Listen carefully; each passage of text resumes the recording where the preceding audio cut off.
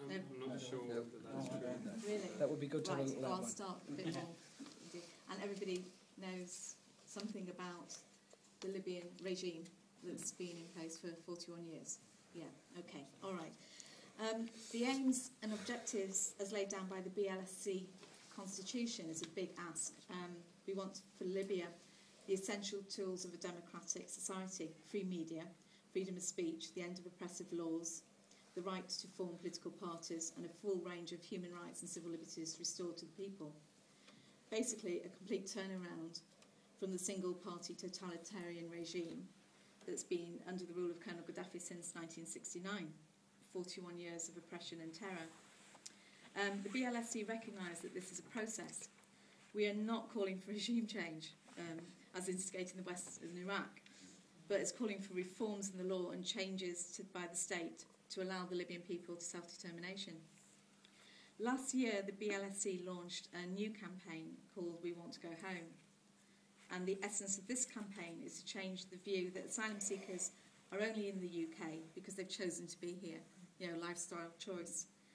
It's designed to highlight the misery of living in exile from a country you love, away from your life, your friends, your family that you grew up with, and ask for support to create the conditions that will allow exiled oppositionists to go home. This too is a big ask.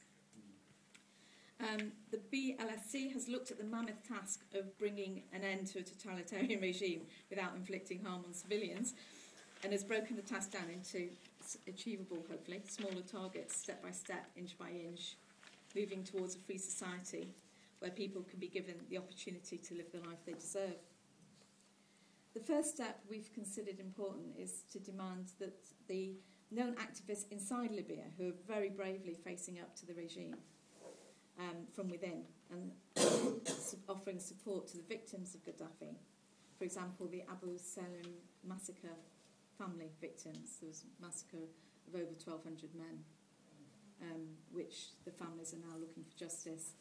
And there's beginning to be a vocal activist group inside Libya, which has really not been heard of in the previous 41 years, simply because, Law 71 punishes any criticism of the regime by imprisonment or death. So there's some very brave people out there at the moment. They're not the only ones. The parents of the 400 children who were infected by HIV in the Benghazi hospital, which many believe was a process of collective punishment on Benghazi, which is known as an opposition city. The families of those children are also becoming vocal, getting some international attention, are being followed by Amnesty International, being followed by human rights campaigns. And we fear for them. We fear because we know that sometimes these people disappear. Gaddafi is more creative since the opening up of the West. He doesn't want to be seen to drag them off the streets into a torture cell. What he does now is he actually finds, has gangs of people who allegedly randomly commit acts of violence against these families without being actually part of the state. But of course they are part of the state and they are part of the process. So he's being a bit more creative about how he punishes these people. So one of the actions we wanted to do was to create an environment of protection for these activists.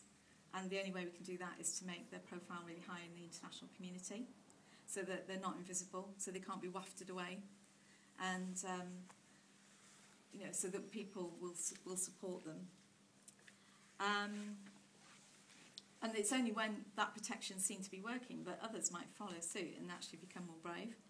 If they fear, they're going to be wafted away, they're not going to say anything. But if they see that, actually people are saying things and they haven't been punished, I think it will open up, we believe it might open up a movement.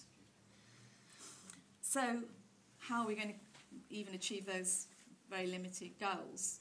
And obviously nowadays it's through trade, really. Through trade that's the real key opener for human rights.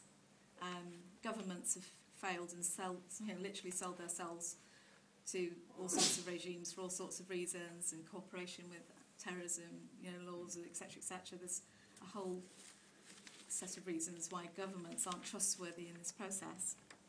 But trading partners who have made statements about their ethical criteria, who have something to lose in this process, who don't want to be targeted as, people who, boycotted in any way or targeted as oppressor, aiding an oppressive regime.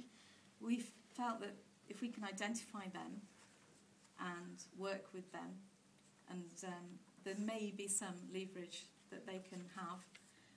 And of course, it's not unknown.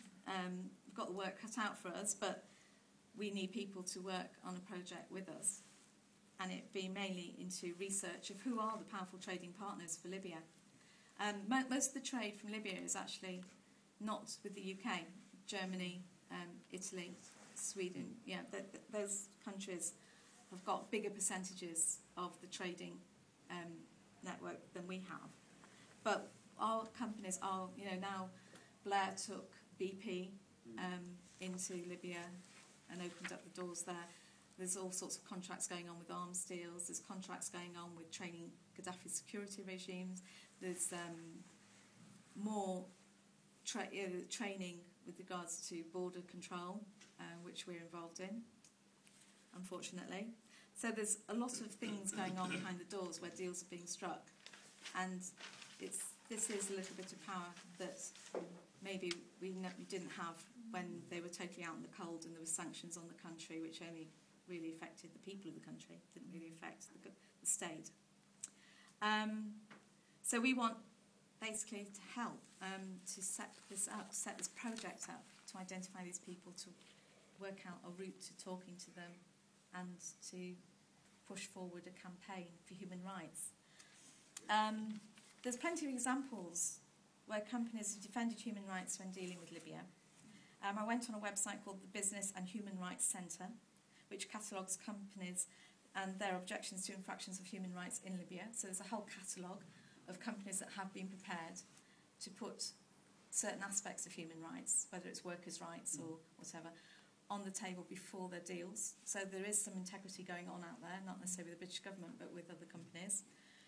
The Labour MEP, Claude Moraes, I don't know how to pronounce that, Moraes I think, was recently involved with 2 key EU agreements with Libya under new powers that came into force through the Lisbon Treaty. And there are people working on this already, people trying to push forward human rights. It's just a matter of how we work with them and how we can push forward our needs, our demands with them. So really we're asking if we could set up some sort of team that would cooperate with us and help run it through. And that's it. Thank you. Thank you very much.